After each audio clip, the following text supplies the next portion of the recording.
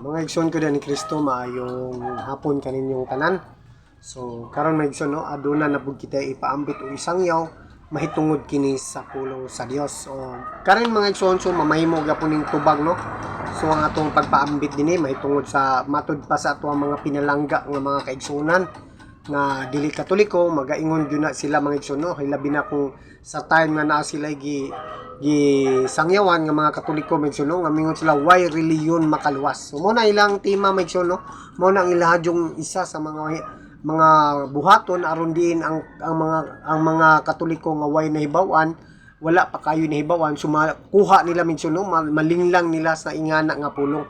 Hindi mensuno ato kanang pamatud-an dinhi mensuno nga ang reliyon di ay mga igsuno kung unsa siya ka importante o unsa siya kadako nga tinago din na mensuno kay sumala dinhi sa Biblia mensun o bala ang kasulatan nga nagaingon gayud nga aduna gayoy tinago nga unsa kadako unsa ka importante ang reliyon mensuno alang sa kaluwasan. So ang reliyon mensuno nagpunting gyapon na nga ang Dios nagtukod og usa ka simbahan ug usa ka reliyon. So atong basahon mensuno nga nagaingon din na kung unsa kadako ang tinago sa reliyon mensuno niya, and then isi-isihon lang nila og ingon nga why reliyon makaluwas.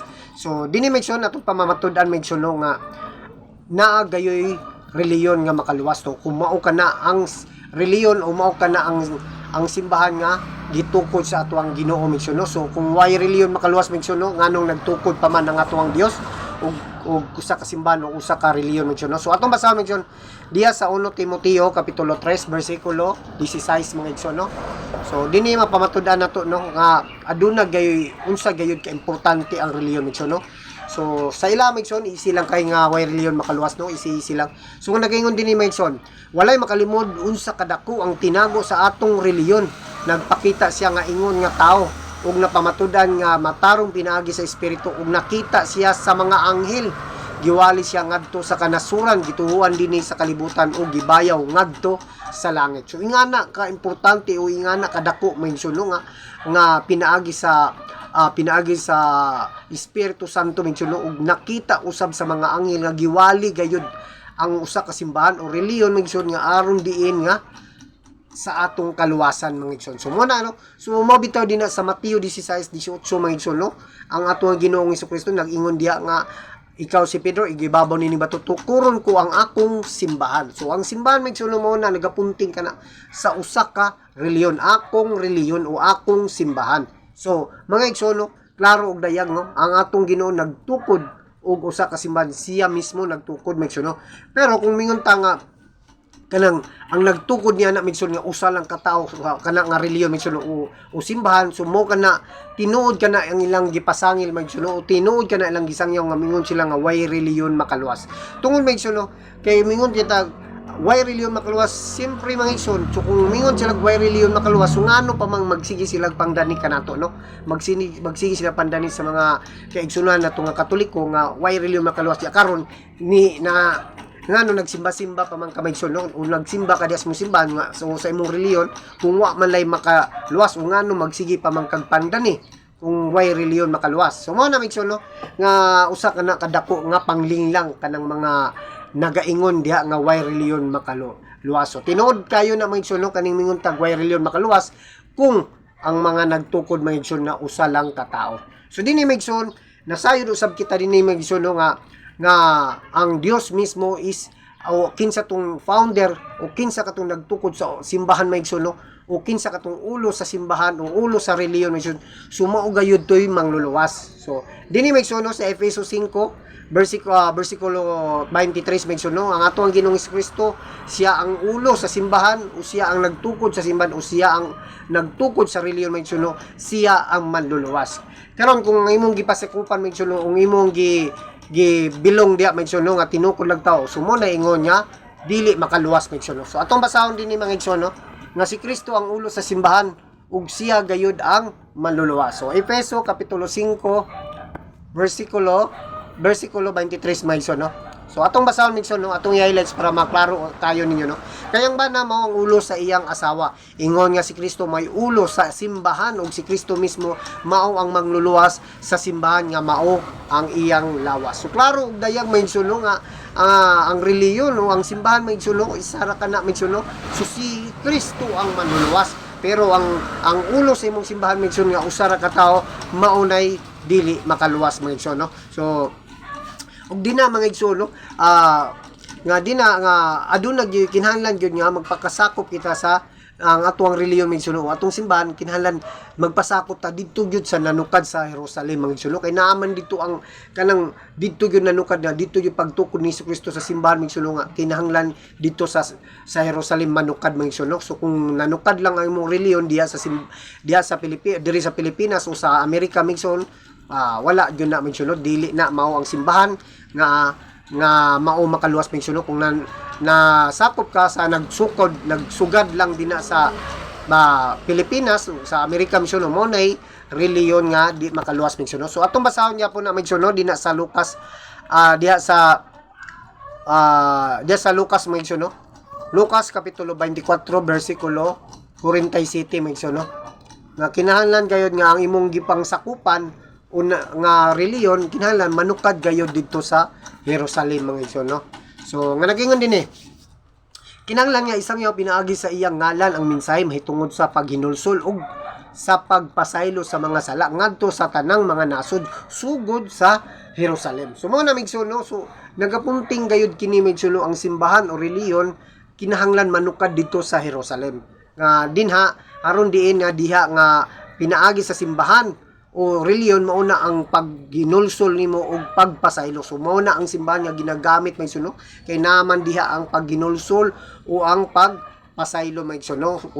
For example sa pagpangumpisal. So ang pagsimba naa din na may suno. And then matudo sab dinhi may suno nga ang reliyon gayo may suno daga makaluwas kung gitukod sa atuang Ginoong Kristo. So mao na may suno kung pagtinukod og sa Ginoo misyon makaluwas gayud mensuno sumala atong Efeso 5:23 mensuno nga ang ulo sa simbahan si Kristo ug siya ang manluluwas. And diri sa mensuno aduna gayoy nga luwas sa reliyon mensuno taga-adlaw adunay nga luwas nga pundok o simbahan o reliyon mensuno. So atong basahon dinhi mga igsoon dinhi sa Buhat kapitulo 2 kapitulo 2 bersikulo 47. So naay mga reliyon makaluwas mga igsoon no mao kana ang gitukod sa atuang Ginoong Kristo. So nga nagingon dinhi gidayeg nila ang Dios ug gikahimutan sila sa katawan ug sa matag adlaw ginungagan sa Ginoo ang ilang pundok ug mga tao nga nangaluwas. So pundok mga igsoon mao na ang reliyon o mao na ang simbahan o mao na ang church mga igsoon no.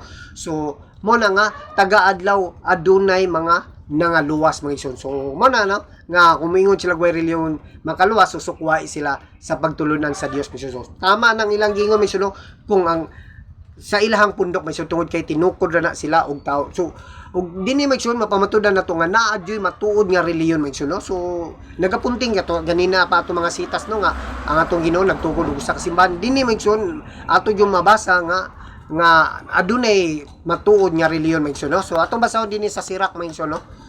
So kini nga Sirach mga igsoon no. So mao ni ang original Bible mga igsoon is mao kana ang 73 books mga igsoon no. So wala ni sila ani nga ang 66 books mga igsoon. So sa Protestante nga Bible wala ni mga igsoon no kay ila kining gikuha.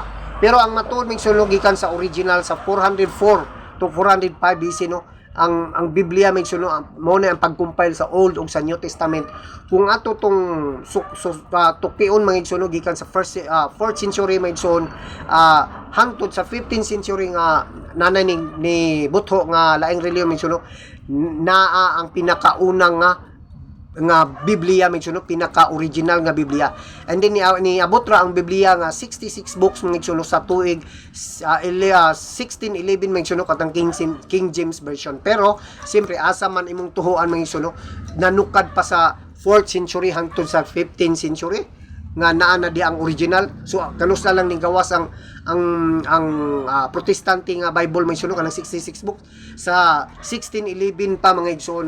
So dito ta mo base sa original nga Biblia may suno. So atong basahon mga igsoon nga aduna gyud matuod nga reliyon mga igsoon. So atong basahon mga igsoon nga nagaingon dili hingpit siya nga misunod sa Ginoo ug gilig-on niya ang matuod nga reliyon ni atong dautan nga mga panahon si Jeremias. So mo na migsuno aduna gayoy matuod nga reliyon. So kung sumato na to dito ganina migsuno kung mga tinukod lag tao migsuno wala gayoy kaluwasan din ha. Kay mato din na migsun sa buhat migsuno so atong basahon migsuno. Dina sa buhat kapitulo 7 so versikulo 48 migsun.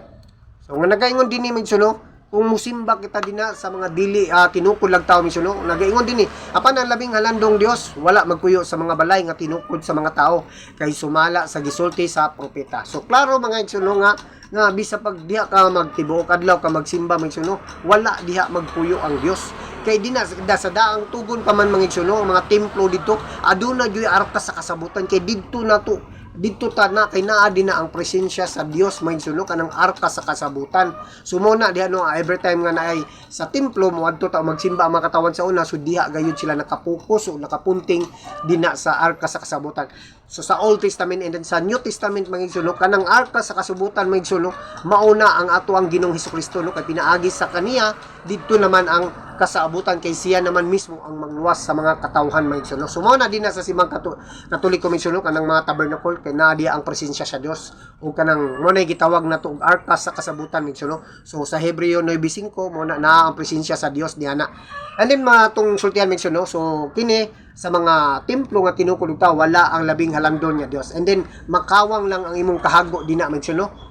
Bisa pagtibog bisa pag mag-aleluya aleluya kada maigsuno makawang lang imong kahago kay naa na diha ang pagtulunan sa Dios, mga sugo sa Dios o balaod sa Dios apan gipuli gisalikway mga igsuno gipuli na inunto ang mga pagtulunan nga mga iya sa tao mga igsuno. So atong basahon mga igsuno dinha sa Marcos 7 mga igsuno makawang lang ang imong kahago dinha mga igsuno. So mo na makaingon ta nga umingon sila nga way really malihok bakaluwas so igo sila diha mga igsuno so looy diha ang mahisakop dinha mga igsuno. So kinahanglan magtuki kita mga igsuno.